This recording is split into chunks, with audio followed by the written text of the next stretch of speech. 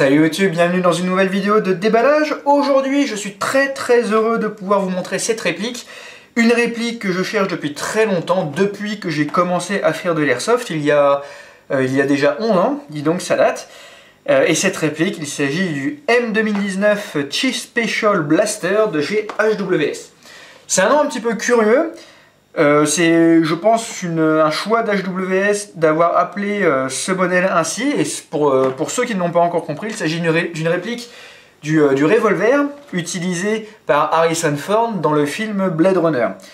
À ma connaissance, ce modèle n'a pas un nom officiel. Moi, je l'appelle souvent le Blaster 2019, qui est pour moi la façon la plus simple de la nommer. Mais voilà, dans le cas présent, le nom de la réplique, ce sera bien M2019 Chief Special Blaster de chez HWS. Donc dans le cas présent, nous avons un Airsoft Gun, c'est même marqué ici, mais HWS fait aussi une version Model Gun de ce modèle, c'est-à-dire un modèle qui ne tire pas du tout.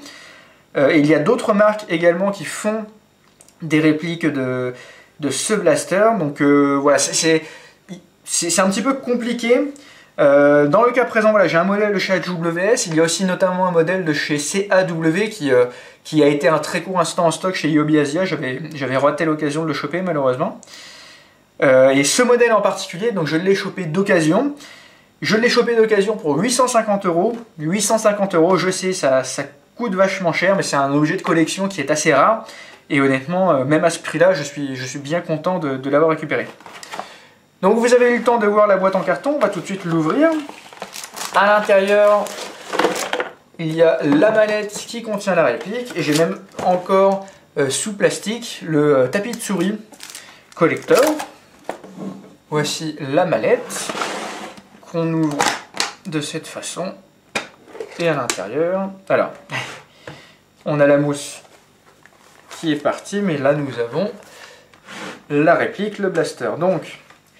Et donc voilà le blaster M2019 de chez HWS, qui est donc à ma connaissance le seul modèle, ou du moins l'un des vraiment rares modèles, qui soit vraiment un airsoft gun, qui peut donc tirer des billes. Donc, en résumé très rapide, dans Blade Runner, c'est un monde où il y a des réplicants, c'est des espèces d'humains artificiels, qui sont utilisés pour des tâches dangereuses, notamment sur d'autres planètes. Et il y a des réplicants qui se sont rebellés, qui sont devenus illégaux sur Terre. Et Rick Deckard, le personnage d'Harrison Ford, est un Blade Runner, c'est un policier, un détective spécialisé dont le boulot est de tuer les réplicants sur Terre. Alors, pas vraiment tuer, le terme est retiré, comme qui dirait, et donc pour réaliser ce travail-là, il utilise notamment cette arme-là. Donc bien sûr, ce que j'ai entre les mains, c'est une réplique du modèle utilisé dans le film, mais vous serez certainement nombreux à plutôt connaître cette arme comme étant une arme de la saga Fallout, puisqu'effectivement c'est une arme qui est présente au moins dans Fallout 1, Fallout 2 et Fallout New Vegas.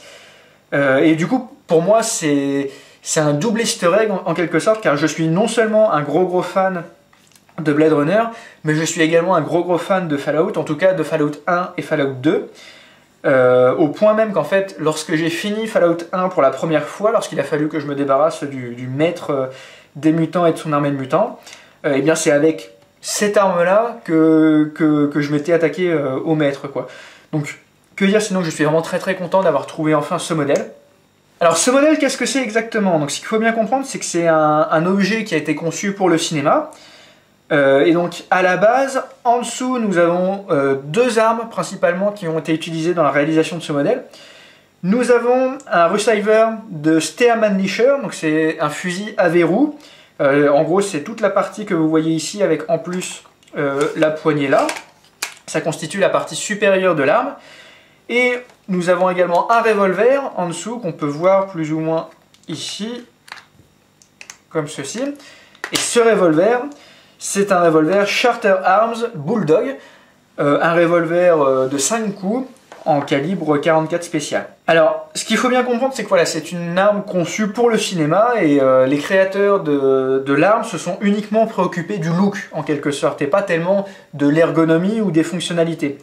Et c'est quelque part quelque chose qui à la fois me plaît et quelque chose que je n'aime pas, car autant je suis vraiment fan de cet objet sur le plan esthétique, autant en termes d'ergonomie et de design, ça n'a pas beaucoup de sens.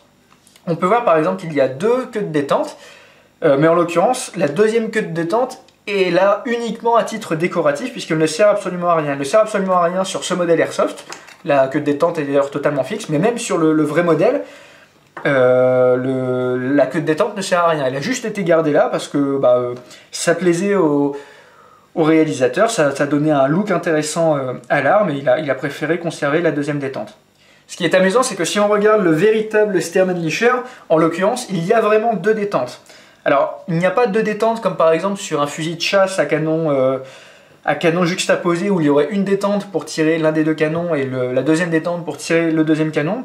Sur le Stermanlicher, si je vous dis pas de bêtises, en fait, la deuxième détente permet en fait d'alléger le départ du coup. C'est-à-dire que si vous voulez avoir un départ extrêmement léger de quelques centaines de grammes avec la queue de détente, vous pouvez appuyer sur la deuxième détente, ce qui va, je suppose, précontraindre un ressort. Ce qui fait que du coup, il ne restera plus qu'une toute petite pression à faire sur la queue de détente principale pour pouvoir faire partir le coup, et ça permet donc de faire un tir très précis. Mais là, encore une fois, voilà, dans le cas du Blaster M2019, la deuxième détente ne sert à rien, et de la même façon, le bolt, ici, ne sert absolument à rien non plus. On pourrait se dire qu'on pourrait peut-être chambrer quelque chose ou quoi, ou même que la deuxième détente servirait à utiliser le bolt, mais absolument pas, puisque toute la partie qui est ici avec le bolt ne sert à rien. On peut même voir d'ailleurs qu'il n'y a qu'un seul canon, et le canon correspond au canon du revolver lui-même.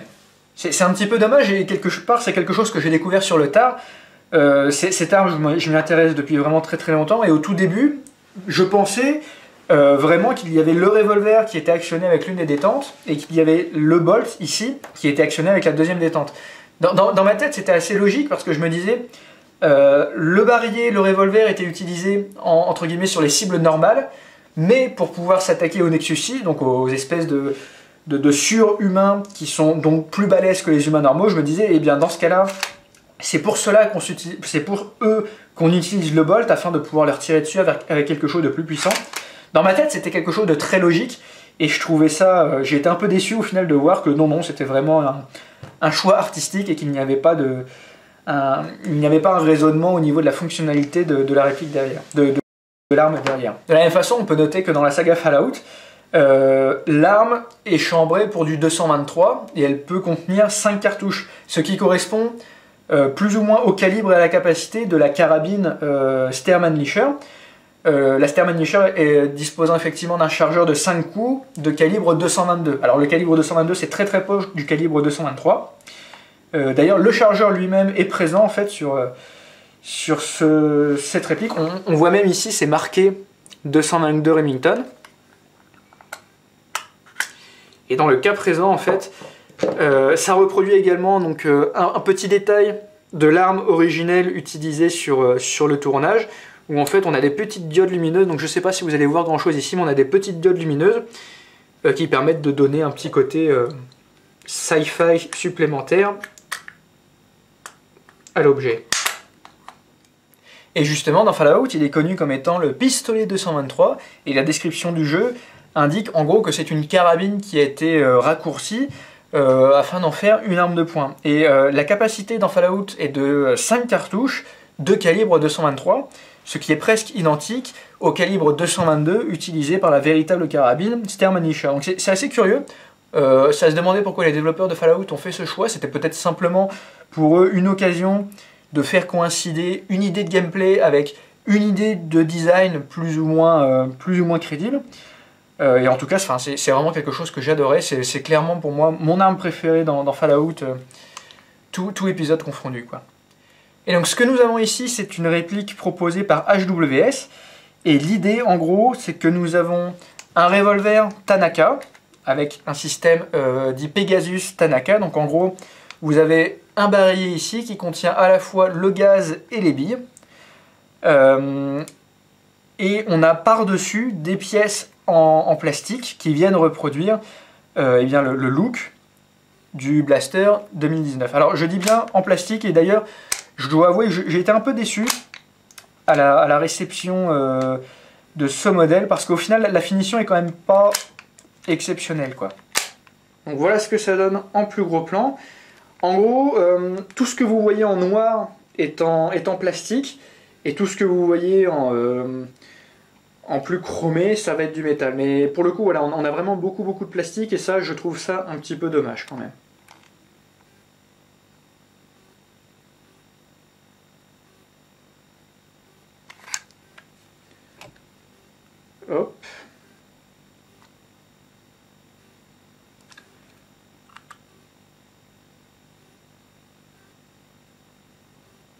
marquage ici.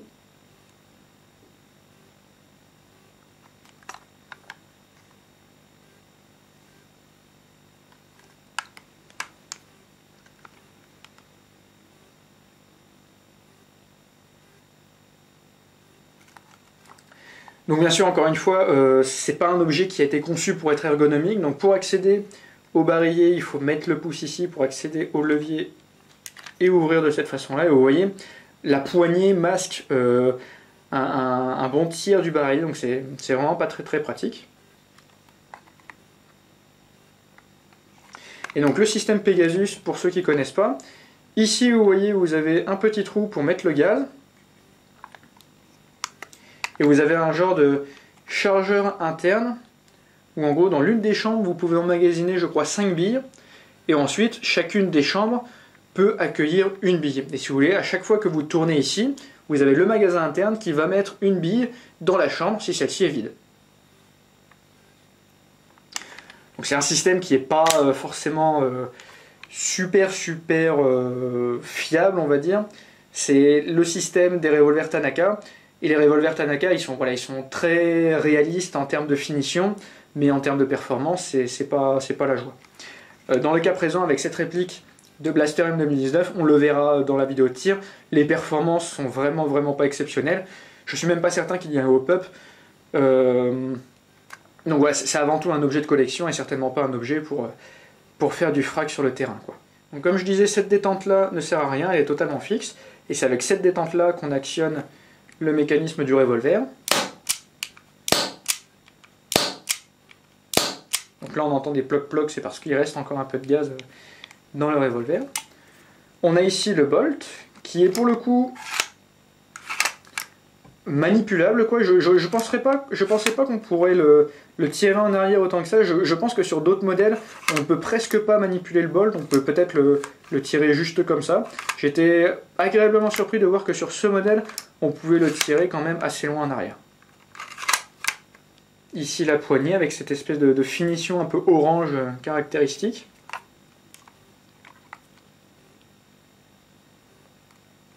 On notera que la poignée est assez petite. Alors bizarrement elle est vraiment pile poil à ma taille. C'est plutôt une bonne surprise. C'est vraiment, il n'aurait pas fallu que ce soit un tout petit peu plus grand ou plus petit, mais là c'est vraiment juste ce qu'il faut pour mes mains à moi. C'est assez agréable. On notera qu'il n'y a pas d'organe de visée. Tout juste peut-on se servir de cette vis ici pour se faire une sorte de front sight. Mais bon voilà, ça non plus, ça n'a pas été pensé par les créateurs du modèle à la base. Ils n'ont pas mis d'organe de visée sur ce modèle. En somme voilà, on aura vite fait le tour du modèle. C'est pas comme s'il y avait énormément de choses à dire. C'est avant tout donc un objet de collection qui ravira avant tout les collectionneurs qui sont prêts à mettre beaucoup d'argent dans ce genre de choses et qui en plus sont vraiment soit fans de Blade Runner, soit fans de Fallout, ou les deux. On notera que cette année sort normalement la suite de Blade Runner 2049 si je dis pas de bêtises, et dans le petit teaser qu'on a vu pour le moment, on a vu Harrison Ford avec ce modèle. Donc est-ce que ça va encourager les marques japonaises à sortir peut-être de nouveaux modèles du Blaster 2019? Moi j'aimerais bien, en tout cas j'aimerais bien un modèle full metal, totalement full metal. Alors je sais qu'au Japon ils ne peuvent malheureusement pas faire des modèles totalement full metal, mais si ça pouvait se démocratiser, qu'on ait quelque chose de plus jouable et de pas en plastique, car là la finition un petit peu en plastique du modèle HWS et je trouve un petit peu dommage. Voilà, ça me ferait bien plaisir, donc s'il y a des marques qui m'entendent, pensez-y, ça me ferait très plaisir. Voilà, donc je vais faire une vidéo de tir au sujet de cette réplique, même si encore une fois, ne vous attendez pas à quelque chose d'exceptionnel, ça ne sera absolument pas exceptionnel, c'est vraiment avant tout un objet de collection. Je vous remercie d'avoir regardé cette vidéo, et je vous dis à la prochaine fois pour la vidéo de tir. Salut!